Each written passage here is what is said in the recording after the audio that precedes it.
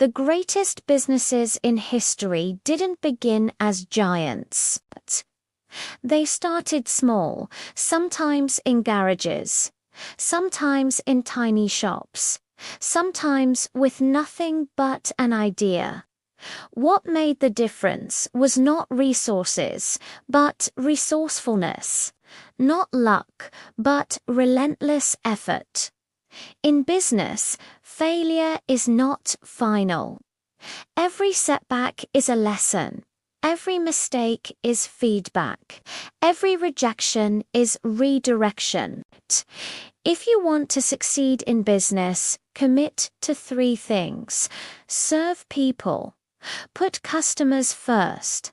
Solve real problems. Add value. Stay resilient. Storms will come, but those who endure will thrive. Think long